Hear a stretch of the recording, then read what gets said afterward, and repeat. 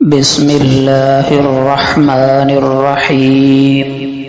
حضرت عبادہ رضی اللہ عنہ سے روایت ہے کہ رسول اللہ صلی اللہ علیہ وسلم نے فرمایا، تم اپنی طرف سے مجھے 6 چیزوں کی ضمانت دو، میں تمہیں جنت کی ضمانت دیتا ہوں۔ جب بات کرو تو سچ بولو، جب وعدہ کرو تو پورا کرو، جب تمہیں امانت دی جائے تو ادا کرو، اپنی شرمگاہوں کی حفاظت کرو، اپنی نگاہیں نیچی رکھو اور اپنے ہاتھوں کو روک کر رکھو، یعنی کسی کو ناحق تکلیف نہ دو۔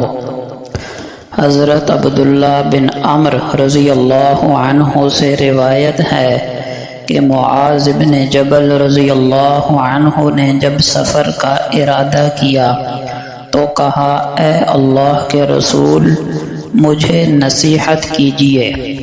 آپ نے فرمایا، اللہ کی عبادت کرو، اس کے ساتھ کسی کو شریک نہ کرو۔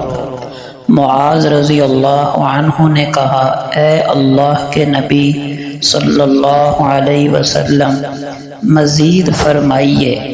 آپ صلی اللہ علیہ وسلم نے فرمایا، برائی کر بیٹھو تو پھر نیکی کیا کرو۔ عرض کیا، اے اللہ کے نبی، مزید فرمائیے۔ آپ نے فرمایا، استقامت اختیار کرو اور اپنے اخلاق کو اچھا کرو۔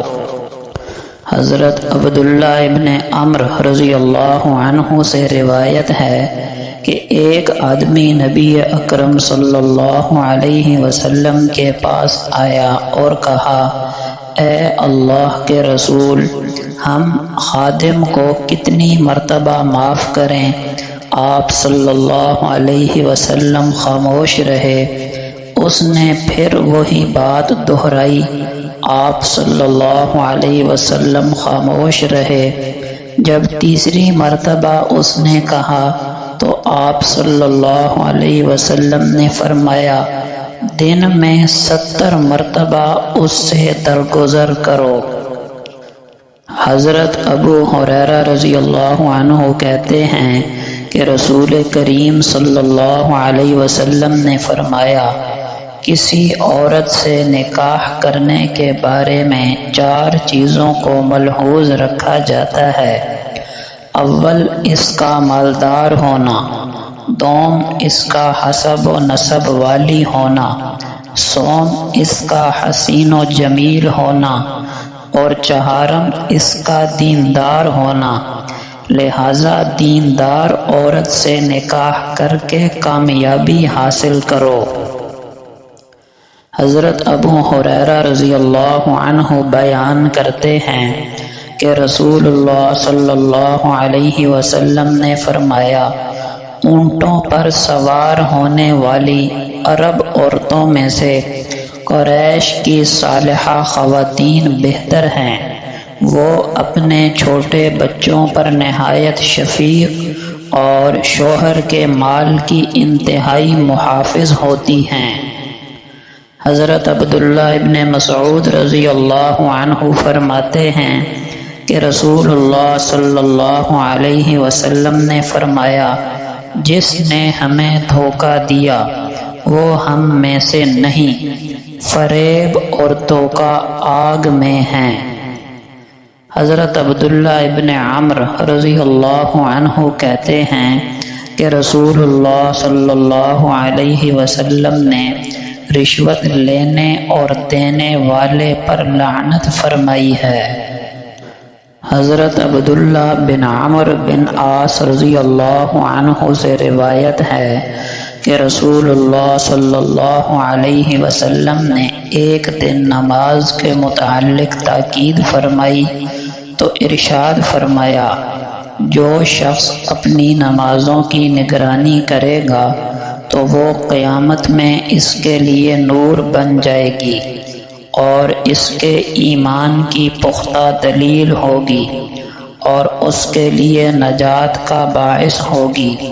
اور جس شخص نے اس کا کچھ خیال نہ رکھا تو قیامت کے دن اس کے لیے نہ نور ہوگی نہ حجت اور نہ اس کی بخشش کا ذریعہ، اور وہ قیامت میں قارون، فرعون، حامان اور ابی بن خلف کے ساتھ ہوگا۔